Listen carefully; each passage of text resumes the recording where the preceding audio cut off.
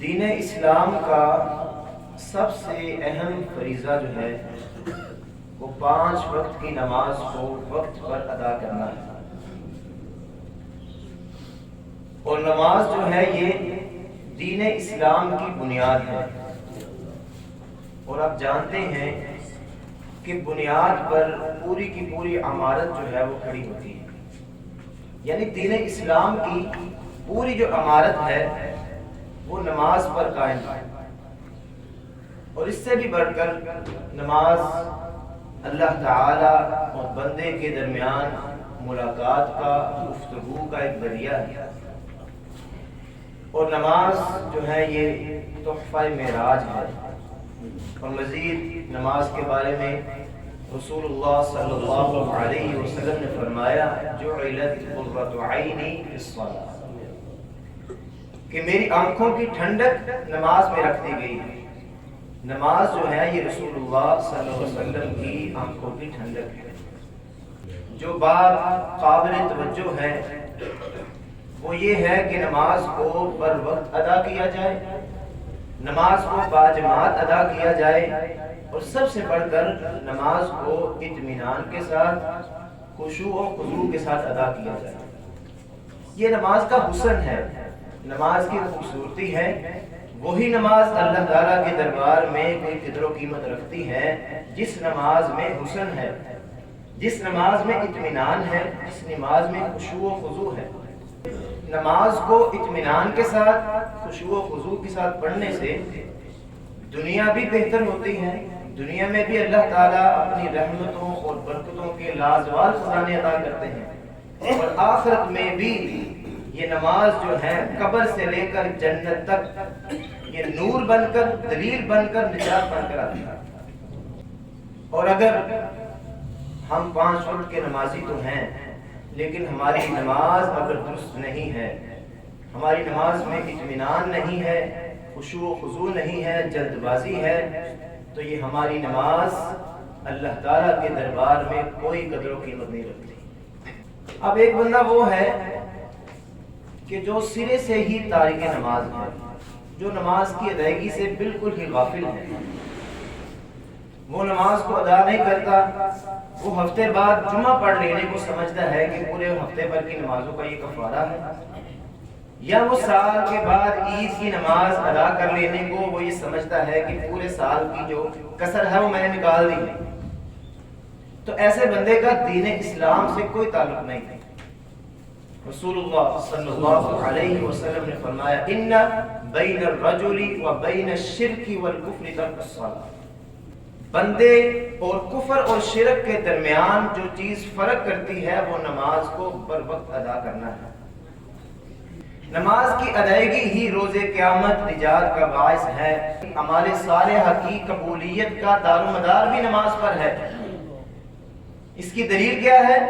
رسول اللہ صلی اللہ علیہ وسلم نے فرمایا ان اول ما يحاسب به العبد یوم القیامت الصلاۃ،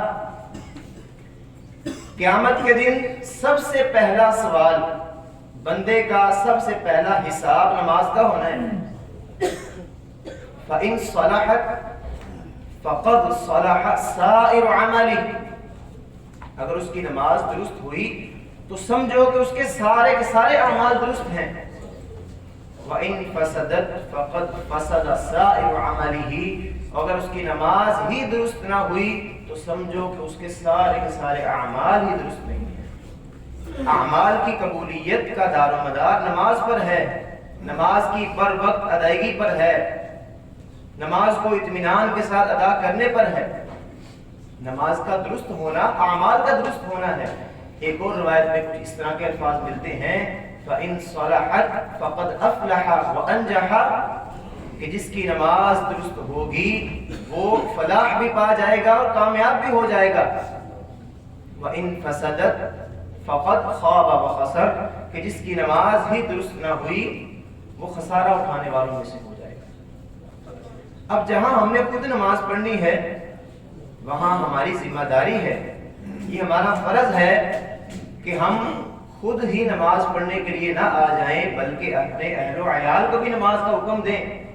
اللہ تعالیٰ نے قرآن کریم میں واضح الفاظ میں حکم دیا ہے وَأْمُرْ أَهْلَكَ بِالصَّلَاةِ وَاصْطَبِرْ عَلَيْهَا، کہ اپنے اہل و عیال کو نماز قائم کرنے کا حکم دو اور خود بھی اس پر قائم رہو۔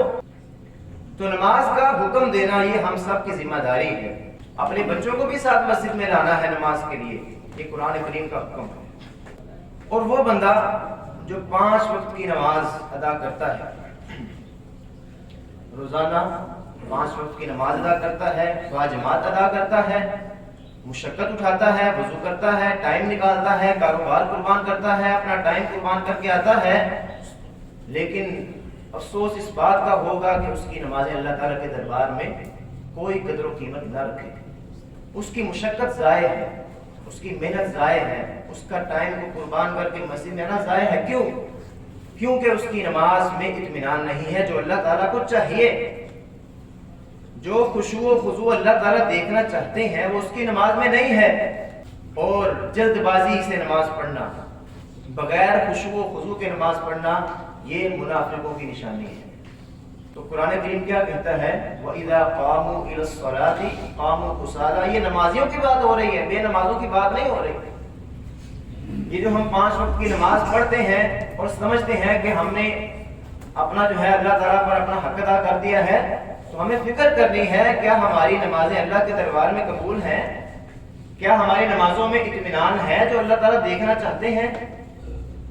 کیا ہم نمازیں دل سے پڑھتے ہیں یا رٹے رٹائے الفاظ ہم آ کے دہرا کے چلے جاتے ہیں، یا عادتاً پڑھتے ہیں یا ایکسرسائز سمجھ کے ہم نماز پڑھتے ہیں؟ تو یہ ہمیں اس بات پر توجہ کرنی ہے وَإِذَا قَامُوا إِلَى الصَّلَاةِ قَامُوا كُسَالَىٰ، کہیں ہماری یہ نمازیں بے توجہی والی اور جلدی جلدی والی نمازیں ہمیں کہیں منافقین کی صف میں شامل نہ کر دیں۔ وَإِذَا قَامُوا إِلَى الصَّلَاةِ قَامُوا كُسَالَىٰ، وہ جب نماز کے لیے کھڑے ہوتے ہیں تو نہایت سست کھڑے ہوتے ہیں، سستی کے مارے ہوتے ہیں، نہ سجدے کی دعائیں صحیح پڑھتے ہیں، نہ رکوع کی دعائیں صحیح پڑھتے ہیں، اور رکوع سے کھڑے ہوتے ہیں تو جلدی سے سجدے میں جانے کی کوشش کرتے ہیں، حالانکہ نماز کے ہر رکن کا اطمینان ضروری ہے۔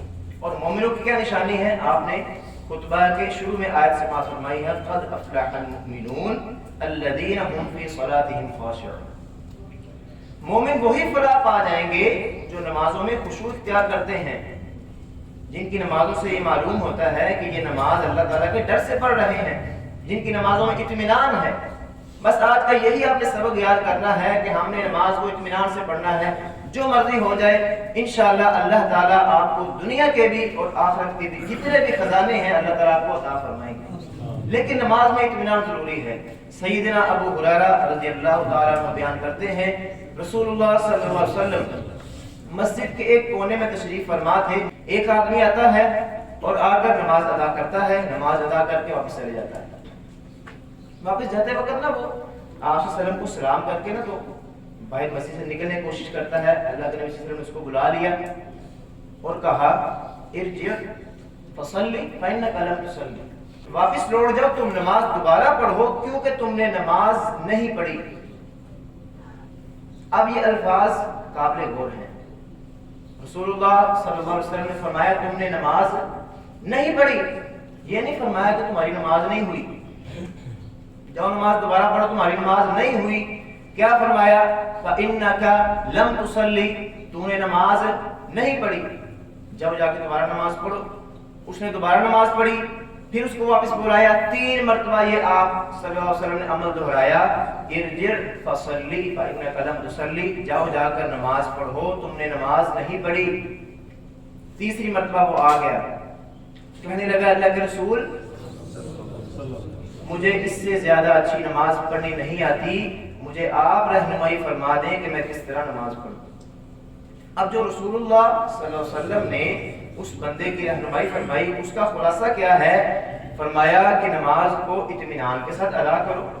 اس میں اطمینان کی کمی تھی، اس میں خشوع و خضوع کی کمی تھی، جلد باز تھا وہ، جلدی جلدی میں اس نے رکوع کیا، سجدہ کیا، رکوع کے بعد اطمینان سے کھڑا نہیں ہوا، 2 سجدوں کے درمیان اطمینان سے نہیں بیٹھا، جلدی جلدی میں نماز اس نے ختم کر کے اور بھاگنے کی کوشش کی۔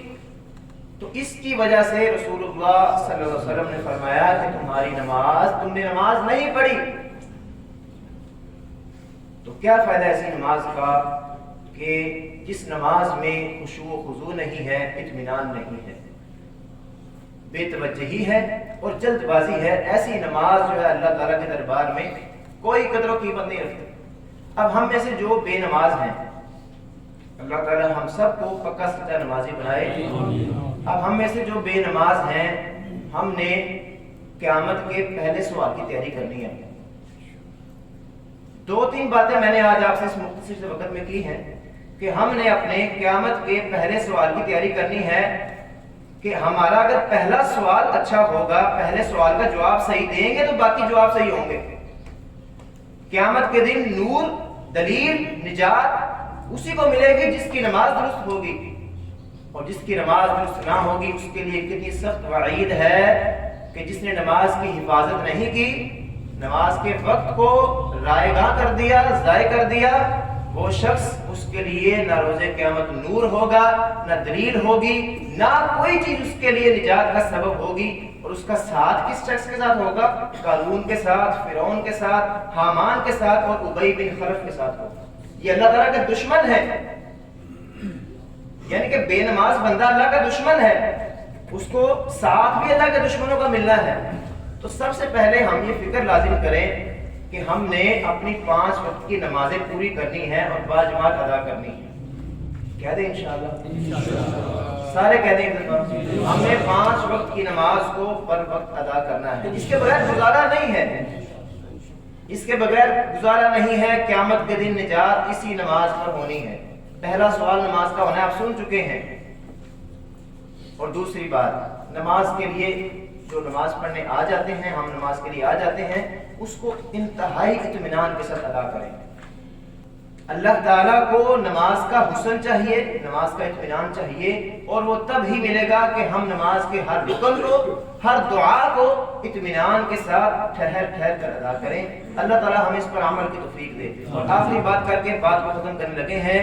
نماز کا جب وقت ہو جائے تو اپنے سارے کام چھوڑ کر مسجد کو آنا چاہیے، اپنی گپ شپ کو چھوڑ کر، دکانداری کو چھوڑ کر، کیونکہ مؤذن کہہ رہا ہوتا ہے کہ اللہ اکبر، اللہ اکبر، اللہ سب سے بڑا ہے۔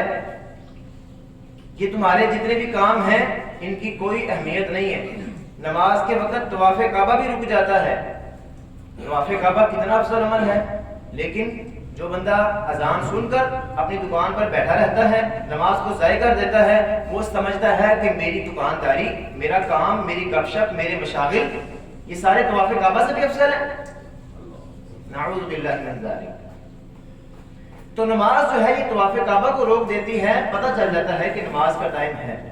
تو ہمارے دل میں نماز کی اہمیت ہونی چاہیے کہ جب اذان کی آواز آ جائے تو ہم اپنے سارے کام چھوڑ کر مسجد میں حاضر ہوں۔ اور جو بندہ نہیں آتا نماز کے لیے، رسول اللہ صلی اللہ علیہ وسلم نے فرمایا، من سمع النداء فلم یأتہ فلا صلاة له الا من عذر۔ جس بندے نے اذان کی آواز سنی اور نماز کے لیے بر وقت مسجد میں نہ آیا، اس کی نماز ہی نہیں ہوئی، الا یہ کہ کوئی شرعی عذر ہونا چاہیے، بیمار ہو بندہ یا کوئی اور مجبوری بن گئی ہے، ایسی شرعی عذر ہے کہ وہ مسجد میں نہیں آ سکا۔ لیکن جس بندے نے اذان کی آواز سنی ہے اس پر یہ لازم ہے کہ وہ مسجد میں آئے۔ اگر وہ نہیں آتا، لیٹ آ کر نماز کو ضائع کر کے ادا کرتا ہے، اس کی نماز نہیں ہوئی۔ ایک صحابی رسول مشہور ہے واقعہ، 7 عذر پیش کیے، آنکھوں سے نبینا ہوں، گھر مسجد سے دور ہے، بوڑھا ہو چکا ہوں، ہڈیاں کمزور ہو چکی ہیں، راستہ بھی صاف نہیں ہے، خاردار جاڑیاں ہیں، راستہ جو ہے وہ کیڑے مکوڑوں سے جو ہے وہ بھرا ہوا ہے، مجھے لانے والا کوئی نہیں ہے۔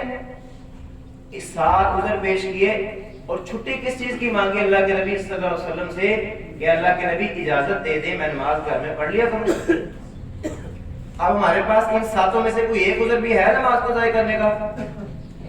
آنکھوں کی نعمت ہمارے پاس موجود ہے، آج کل رستے ہمارے بہترین سے بہترین ہیں، تندرستی ہمارے پاس موجود ہے، 7 میں سے کوئی ایک عذر بھی نہیں ہے، پھر بھی نماز کو ضائع کرتے ہیں۔ اس صحابی رسول صلی اللہ علیہ وسلم نے اللہ کے نبی صلی اللہ علیہ وسلم کے دربار میں 7 عذر پیش کیے اور نماز کی چھٹی مانگنے کی کوشش کی کہ میں نماز گھر میں پڑھ لیا کروں۔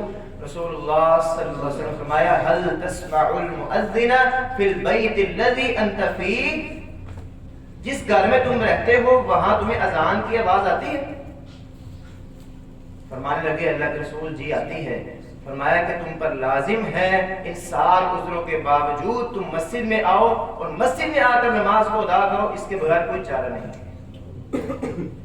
ہم صحت مند ہونے کے باوجود، تندرست ہونے کے باوجود، آنکھوں کی نعمت ہونے کے باوجود اور غرض کے ہر نعمت ہمارے پاس موجود ہے، پھر بھی ہم نماز کو جو ہے وہ جان بوجھ کر ضائع کرتے ہیں، تو یہ ایسی نمازیں اللہ تعالیٰ کے ہاں باطل ہیں، اللہ تعالیٰ کے ہاں ان کی کوئی قدر و قیمت نہیں ہے۔ تو تین باتیں جو آج کے خطبہ کا خلاصہ ہے کہ جو بے نماز ہیں وہ اپنی نماز کی فکر کریں، اپنے قیامت کے پہلے سوال کی تیاری کریں، اور دوسری بات جو نمازی ہیں وہ اپنی نماز کو ضائع نہ کریں، نماز کو اطمینان کے ساتھ ادا کریں، اور تیسری بات یہ ہے کہ نماز کو بر وقت ادا کریں اور پورے اہتمام کے ساتھ، پورے شوق کے ساتھ ادا کریں۔ اللہ تعالیٰ سے دعا ہے کہ اللہ تعالیٰ ہم سب کو اپنی نمازوں کی حفاظت کرنے کی توفیق عطا فرمائے، اور جو سنا ہے سنایا ہے مجھ سمیت اللہ تعالیٰ ہم سب کو اس پر عمل کرنے کی توفیق عطا فرمائے۔ سبحان ربک رب العزة عما یصفون وسلام علی المرسلین والحمد للہ رب العالمین۔